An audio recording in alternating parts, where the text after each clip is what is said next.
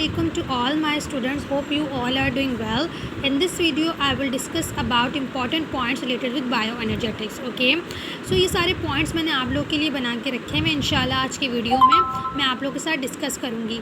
लेकिन before starting the video, अगर आप लोगों ने बायो एनर्जेटिक्स का चैप्टर अच्छी तरीके से नहीं समझा हुआ तो काइंडली पहले आप चैप्टर को समझिएगा, उसके बाद मेरी वीडियो को देखिएगा. ओके, अब अगर आपने लेक्चर अटेंड किए में, आपने इसके नोट्स बनाए में, आपने लिखा हुआ है, तो वहाँ से जाके पहले रिवीजन कर लीजिएगा.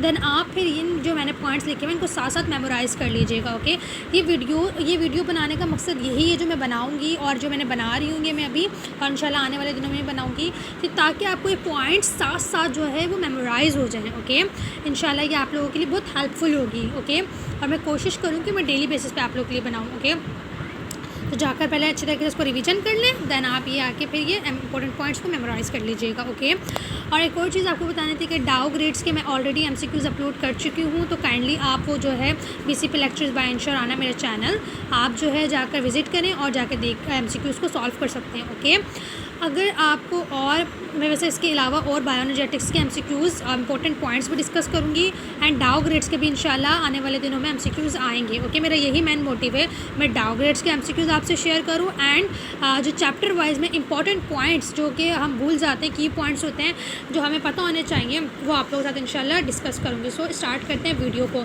सो पहला पॉइंट मैंने लिखा है रेस्पिरेशन अकर्स इन साइटोसोल. जो रेस्पिरेशन है वो हमारे पास साइटोसोल में होती है. अब साइटोसोल कहाँ पर होता है? साइटोप्लाज्म के अंदर. Aerobic respiration occurs in mitochondria and cytoplasm. अब एरोबिक रेस्पिरेशन है वो हमारे पास माइटोकॉन्ड्रिया में भी होती है एंड साइटोप्लाज्म में भी होती है. एंड एरोबिक रेस्पिरेशन हमारे पास कहाँ होती है? साइटोप्लाज्म में. Then we have this main MCQs points. What is the total number of ATPs produced in anaerobic respiration. तो कितने टोटल एटीपी होते हैं जो एनारोबिक रेस्पिरेशन में होते हैं? तो 4 होते हैं. What is the net ATP number of ATP produced in anaerobic respiration. तो नेट एटीपी कितने प्रोड्यूस होते हैं एनारोबिक रेस्पिरेशन? तो it's 2. Okay, then we have this most important point जो मैंने यहाँ लिखे हैं कि 1 NADH किसके बराबर होता है? 3 ATPs के बराबर होता है. ओके, एंड 1 FADH2 कितने ATP के बराबर होता है? 2 ATPs के बराबर होता है. सो ये बहुत मोस्ट इंपॉर्टेंट जो है हमारे पास ये पॉइंट है, ये आप अच्छी तरीके से इनको याद करिएगा क्योंकि इससे रिलेटेड कॉन्सेप्चुअल क्वेश्चंस आते हैं. तो अगर आपको पता होगा कि 1 NADH किसके बराबर है तो वो आपके लिए आसान हो जाएगा 3 ATP के. एंड 1 FADH2 किसके बराबर होता है? 2 ATP के. देन ये मैंने glycolysis, pyruvic acid oxidation, Krebs cycle process लिखे हुए हैं.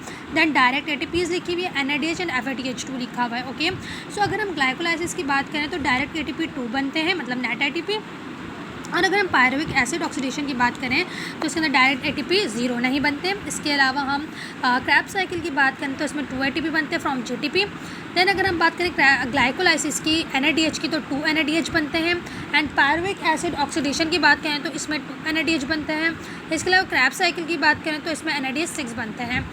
फिर अगर हम ग्लाइकोलाइसिस की FADH2 की बात करें तो इसके अंदर 0 FADH2 बनता है, मतलब नहीं बनते. इसके अलावा पायरुविक एसिड ऑक्सीडेशन में भी 0 एंड क्रैब साइकिल में हमारे पास 2 FADH2 बनते हैं. ओके, सो ये हमारे पास कुछ पॉइंट्स थे. और अब हम आते हैं नेक्स्ट पॉइंट्स की तरफ. Then we have this points. ATP is the cell's main energy source. ठीक है, जो ATP है वो क्या है? मेन एनर्जी सोर्स है. अब ये बहुत ज़्यादा इंपॉर्टेंट पॉइंट है. ATP is composed of ribose sugar with adenine base attached at carbon 1 and 3 phosphate groups. कि जो ATP है वो मुश्तमिल होता है राइबोज शुगर पर with adenine base किस पर अटैच होता है? कार्बन 1 पर. और कितने फॉस्फेट ग्रुप्स होते हैं? 3 फॉस्फेट ग्रुप्स हैं. ये आ चुका है. Okay, then we have another MCQ. Chlorophyll A give appearance of test. जो क्लोरोफिल ए है वो हमारे पास कैसी अपीयरेंस होती है? उसकी ब्लू ग्रीन. क्योंकि जेंथोफिल हमारे पास जो जेंथोफिल की अपीयरेंस होती है वो येलो होती है. ये मॉलिकुलर फार्मूला बहुत इंपॉर्टेंट है, एम्पेरिकल फार्मूला. ठीक है, एम्पेरिकल मॉलिकुलर फार्मूला इंपॉर्टेंट है. क्लोरोफिल ए का क्या होता है? Carbon 55, hydrogen 72, oxygen 5, nitrogen 4 and magnesium. Then we have empirical formula, molecular formula chlorophyll B, तो वो है carbon 55, hydrogen 70, oxygen 6, nitrogen 4 and magnesium. Okay, then we have another point. What organelle carries out photosynthesis. अब कौन सा organelle है जो carry out करते हैं फोटोसिंथेसिस को? तो वो क्लोरोप्लास्ट है. Okay, catabolic reactions involve breakdown of reactants. Basically catabolic reactions हमारे पास क्या होता है? जिसके अंदर हमारे पास जो कॉम्प्लेक्स फूड मॉलिक्यूल्स होते हैं उनको स्मॉलर फूड मॉलिक्यूल्स में कन्वर्ट किया जाता है. फिर हम बात करते हैं एनाबॉलिक रिएक्शंस की. तो एनाबॉलिक रिएक्शंस क्या होता है? इसके अंदर हमारे पास जो स्मॉलर फूड मॉलिक्यूल्स होते हैं उनको कॉम्प्लेक्स मॉलिक्यूल्स में कन्वर्ट किया जाता है। दैन हमारे पास है any reaction that release energy, ऐसा रिएक्शन जो किसको रिलीज़ करता है, एनर्जी को, उसको हम कहते हैं एक्सोथर्मिक।